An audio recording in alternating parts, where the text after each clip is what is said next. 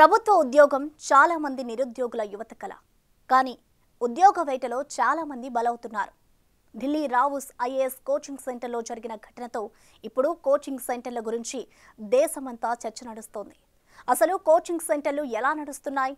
వాటికి సరిపోయినంత స్థలం ఉంటుందా? నిరుద్యోగుల సేఫ్టీకి ఎలాంటి చర్యలు తీసుకుంటున్నారు? ఫీజులపై అసలు నియంత్రణ ఉందా? ఇలాంటివన్నీ ఇప్పుడు చర్చకొస్తున్నాయి. అసలు ఢిల్లీ నుంచి హైదరాబాద్ దాకా కోచింగ్ సెంటర్ల విషయంలో అసలేం జరుగుతోంది? సేఫ్టీ చర్యలు ఎలా ఉన్నాయో ఇప్పుడు చూద్దాం.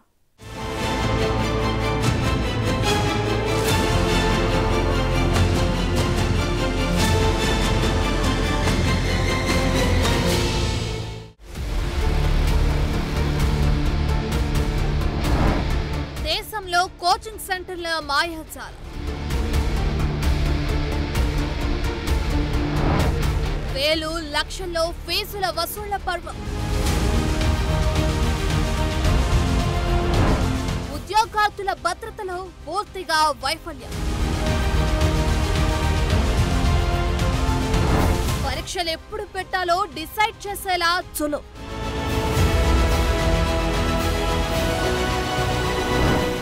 ఢిల్లీ నుంచి హైదరాబాద్ దాకా ఇదే తతంగం.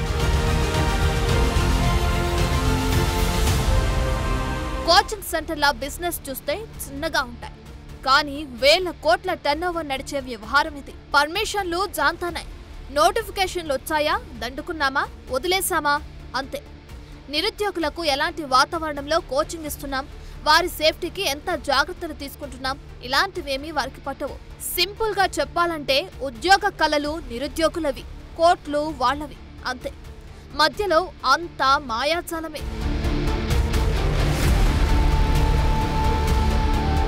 ఒకసారి ఢిల్లీ వెళ్దాం. అక్కడ ముఖర్జీ నగర్, కరోల్ బాగ్ గల్లీలన్నీ నిరుద్యోగులతో కిటకిటలాడుతుంటాయి. ముఖ్యంగా సివిల్స్ ఆస్పిరెంట్స్ ఎక్కువగా ఉంటారు. రండి బాబు రండి, 100% సక్సెస్ రేట్. మా దగ్గరకొస్తే విజయం మీ సొంతం.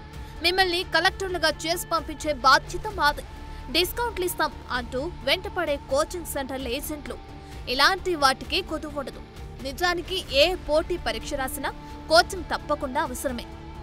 మెంటార్ అనే వాళ్ళు ఉండాల్సిందే. అప్పుడే చాలా మంది విజయం వైపు పయనిస్తుంటారు.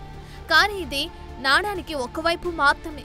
మరి ఇంకోవైపు చూస్తే కథ అంతా వేరు. అవును, నిరుద్యోగులను తప్పుడు ప్రకటనలతో ఆకర్షించడం, అక్కడితో ఆగకుండా పెద్ద ఎత్తున ఫీజులు వసూలు చేయడం, ఇంతా చేసి వారి కనీసం జాగ్రత్తలు, భద్రత చూసుకోకపోవటం, ఇవే జరుగుతున్నాయి. పైగా సక్సెస్ రేటు అంతే.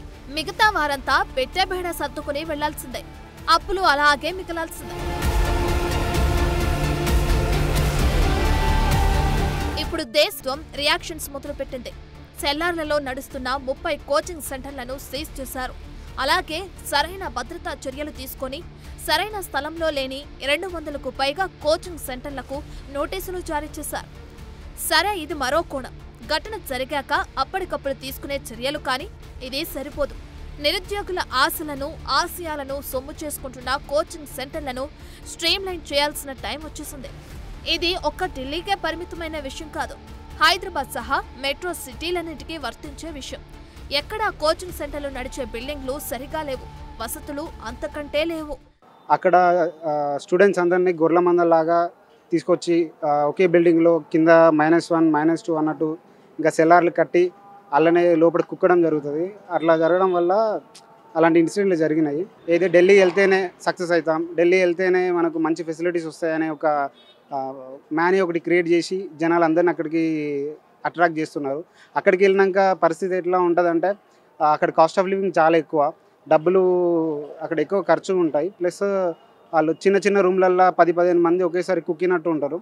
ఇక్కడ హాస్టల్లో ఒకే రూమ్లో ఒక పెద్ద రూమ్ లాగా తీసుకొని అందులో 8 మందిని 9 మందిని కుక్కి వాళ్ళ దగ్గర ఒక్కొక్క దగ్గర 9,000 10,000 అన్నట్టు తీసుకొని సరైన ఫుడ్ ఫెసిలిటీ లేకుండా ఏదో అట్లా నడిపిస్తున్నారంటే నడిపించి ఏదైతే విద్యార్థి యొక్క ఆశ, వాడి ఆకాంక్షలు నెరవేరడానికి అక్కడికి వెళ్ళి వాడు అలాంటి సిచ్యువేషన్లో కూడా వాడు ఉండిపోతున్నాడు. సివిల్ సర్వీసెస్ ఎగ్జామ్ పాస్ అవ్వాలంటే ఢిల్లీ వెళ్లి చదవాల్సిందే అన్న నమ్మకం పెరిగింది.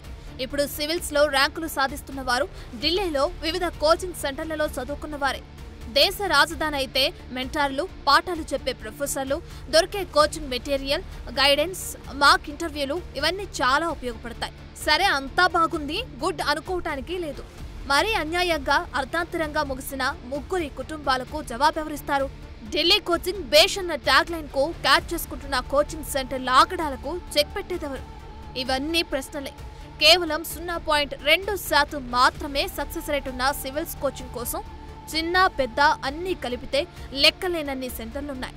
ఓన్లీ సివిల్స్ కోచింగ్ సెంటర్ల బిజినెస్ 3,000 కోట్ల రూపాయలు. ఈ ఇష్యూపై రాజ్యసభలోనూ స్వల్పకాలిక చర్చ జరిగింది. చైర్మన్ జగదీప్ ధన్కర్ కోచింగ్ వ్యాపారంగా మారిందని మండిపడ్డారు.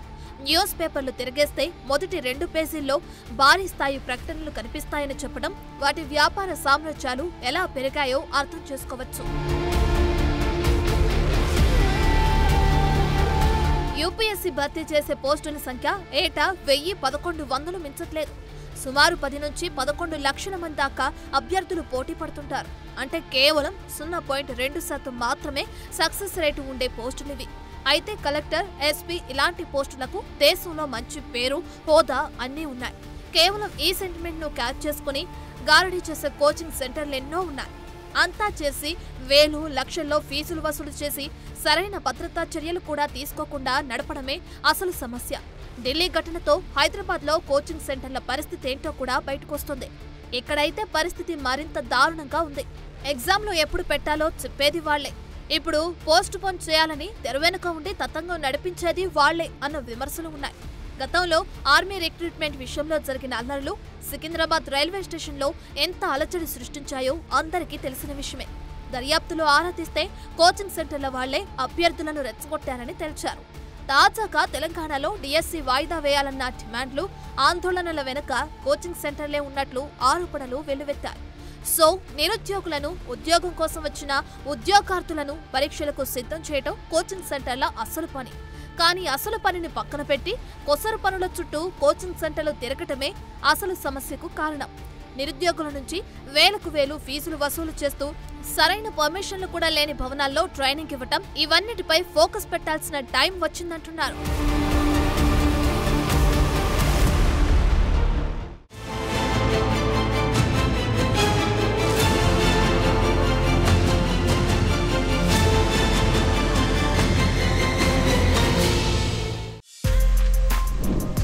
For more videos like this, subscribe Big TV channel.